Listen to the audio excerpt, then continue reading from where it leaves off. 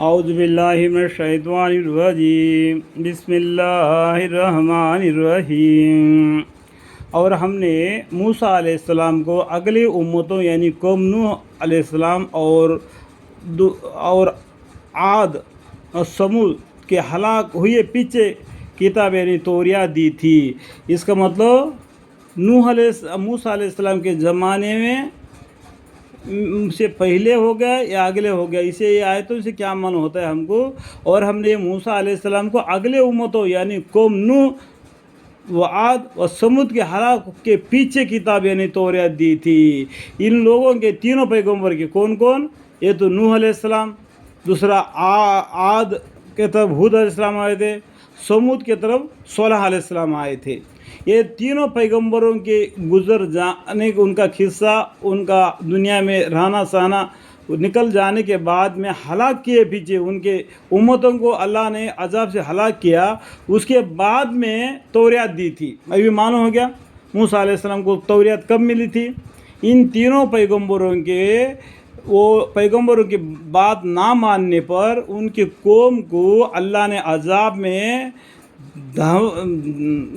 سے ان کو ہلاک کر دیا۔ اس کے بعد میں اللہ تعالیٰ نے توریات دی تھی موسیٰ علیہ السلام کو۔ اور ہم نے موسیٰ علیہ السلام کو اگلے امتوں یعنی تو قوم نوح عاد ثمود کے ہلاک کیے پیچھے کتاب یعنی توریات دی تھی۔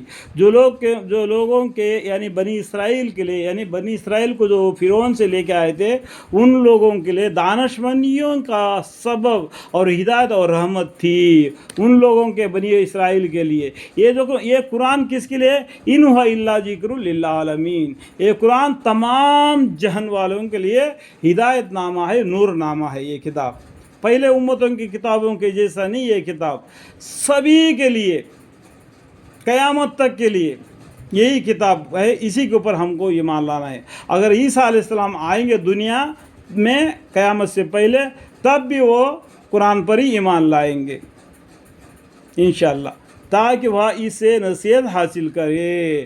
یعنی بنی اسرائیل اسے نصیحت حاصل کرنے کے لیے اللہ تعالیٰ نے حضرت موسیٰ علیہ السلام پر توریات نازل فرمائی تھی۔ اور آپ طور کے مغربی جانب میں موجود نہ تھے جبکہ ہم نے موسیٰ علیہ السلام سے کلام صلی اللہ علیہ وسلم کو احکام دیے تھے۔ تو اس ٹائم پر ہمارے پیغمبر صلی اللہ علیہ وسلم دنیا میں تھے کیا؟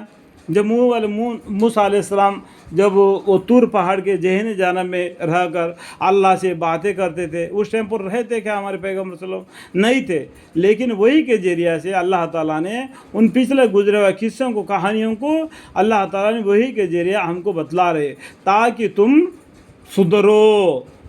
امتوں کو اس طریقے سے پہلا تمہارے زمانے میں جو نہ ماننے والوں کو کیسا عذاب آ گیا، تم پر بھی ویسا عذاب آئے گا، تم سدھر جاؤ کر کے اللہ تعالیٰ نے پچھلے والوں کا قصہ ہم کو بتا دیا۔ جیسا کہ بولتے ہیں نا، ہاتھ جلنے سے پہلے کپڑا پکڑ لو۔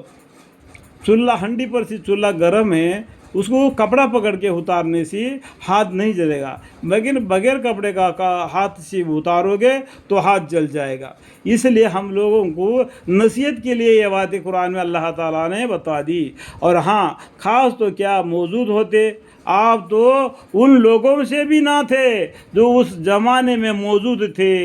دیکھو ہمارے پیغمبر صلی اللہ علیہ وسلم کے بارے میں بولتے ہیں آپ تو اس ٹائم پر نہیں تھے، آپ تو کیا موجود ہوتے، آپ تو ان لوگوں میں سے بھی نہ تھے جو اس زمانے میں موجود تھے۔